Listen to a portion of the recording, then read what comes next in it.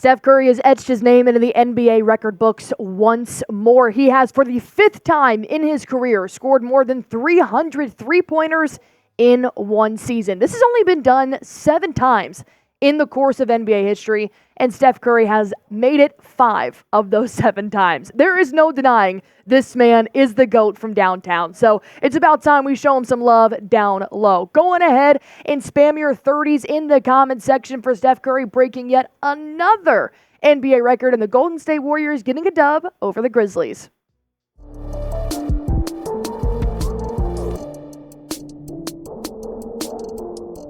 Speaking of the Warriors beating the Grizzlies last night, Draymond Green had some familiar actions happen on the court. Oh yeah, Draymond Green was quote-unquote in a scuffle with a few of the Grizzlies players. However, there were some differences and some similarities that I saw from Draymond Green post and pre from his suspension that happened in January now. So I do want to break down what happened overall in this fight that led to Draymond Green's quote at the end of the game, which I'm going to talk about towards the second half of this show, but we're going to unpack that here on Warriors Today by Chat Sports. I am your host, Allie Barefoot. Let me go on ahead and set the scene for you guys if you weren't watching the game last night. When this happened, I literally went, oh shit. Here we go again. 6:52 into the second quarter. Green and Santi Aldama, I probably just really messed up that name. But basically they get heated. Santi goes up for an offensive rebound. He comes down, elbows Draymond Green in the chest. Green, of course, grabs his jersey, scuffles it up, and they exchange some words, then he lets him go. Well, Taylor Jenkins did not like that he did not get a technical called on him,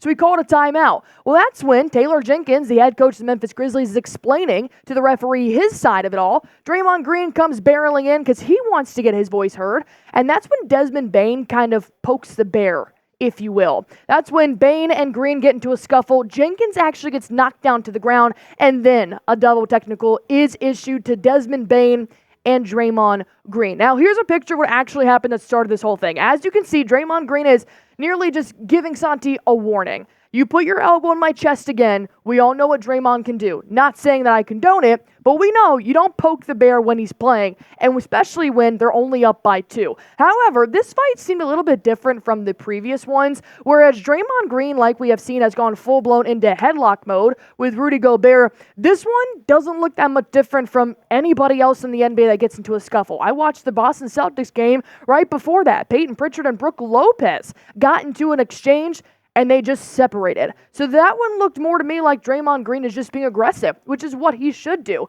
And when players show aggression, they're not just going to merely let it go. That's not who Draymond Green is. However, if Desmond Bane wants to continue to poke the bear and push Draymond Green while he's already in a heated discussion with Taylor Jenkins and a referee, Draymond Green will clap back. That is a guarantee. And I do think the Grizzlies were trying almost to get Draymond Green ejected with how many times they were pushing his buttons. Although, my question here to you guys is, do you think Draymond Green was in the wrong? I got producer Chip here with me today, and before we started this video, he goes, Draymond Green was in another fight?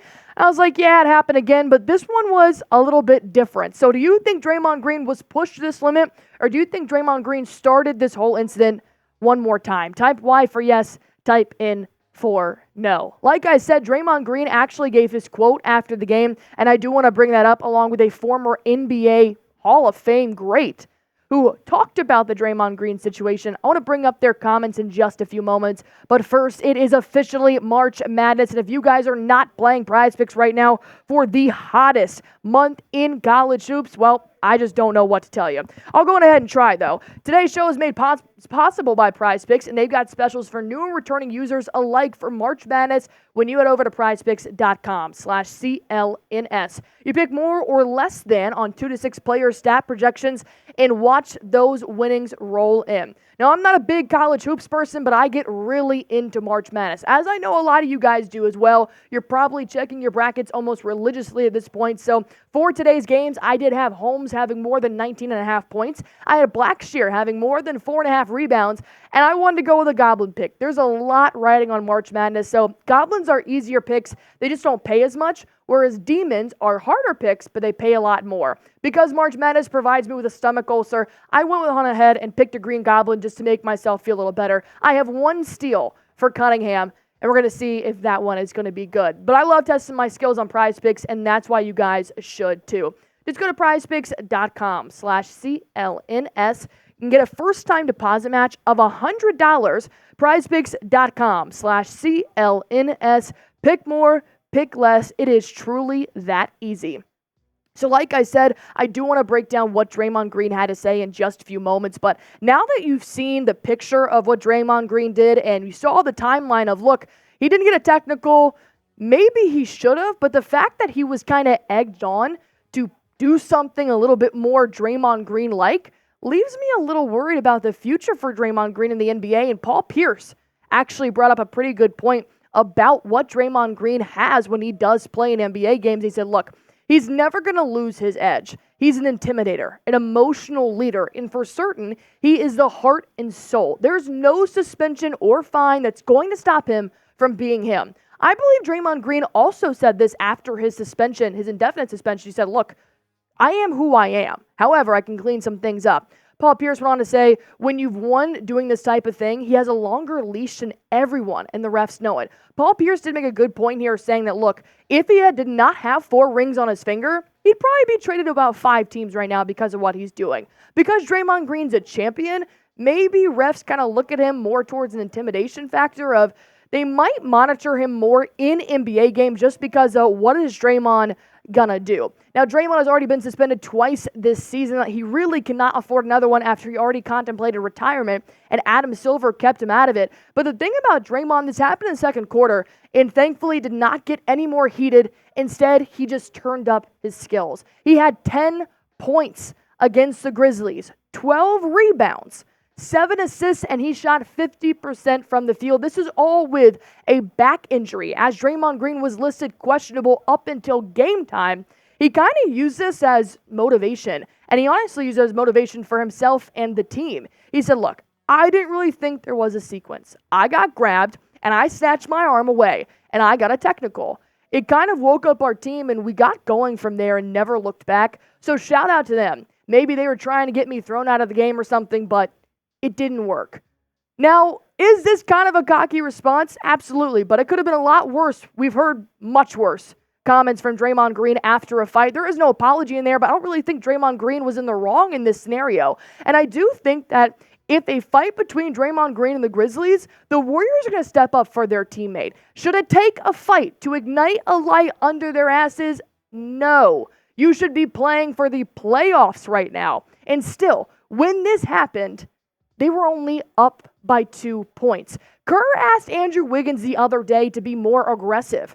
Should he maybe be taking a play out of Draymond Green's book? Not necessarily fighting people, but just playing to the point where you are ready to hit somebody with how much aggression you have, but you just don't actually do it. It was a 2-point ball game when Draymond Green got into this scuffle, and then by the end of the second quarter, they were up by 10. There were 16 lead changes in the first half, and you're telling me the Warriors were not playing harder because their teammate just tried to get thrown out of the game by the Grizzlies? You can't tell me the Warriors were not motivated to help out their teammate, and that's the aggression the Warriors need to have moving forward, just without the technical fouls, the possible ejections, or maybe not the suspensions. Overall, I was a little bit nervous when Green got into the scuffle. I thought I was going to have to make a breaking news video here on Warriors Today about Draymond Green getting suspended again. I was very nervous. However, the team held him back. He kind of kept his cool. And even after the game, he said, look, I didn't think there was really anything wrong with that. Guys get into scuffles. Benches clear almost every single game out of 30 teams in the NBA. That happens. But with Draymond Green's history, you're going to have to take it a little bit more on top of the notch. So the Warriors need to stop playing safe for the next 14 games. I do not want them to fight. I do not want them to get ejected or technical foul. Do not come at me in the comments saying Allie wants them to fight. I just need them to be aggressive because you are now 3 games ahead of the Houston Rockets in 11th place, and I don't want the Warriors to miss the play-in, and I know you guys don't either. So in those next 14 games, who do you think needs to step up for the Golden State Warriors? Does it need to be Draymond Green? Does it need to be Andrew Wiggins or maybe even a bench player in the second unit? Go on ahead and type it down below. My opinion, every single damn player needs to step up in the next 14 games, or else the Warriors are going to be watching the play-in from their home in the Bay Area. While you guys are commenting that down below, just be sure to hit one more button for me. I know I'm so sorry. All I do is ask you guys for favors, but if you could subscribe to Warriors Today, that would help me out a ton, and it would help you guys out so that way you are completely in the know with everything Golden State Warriors basketball.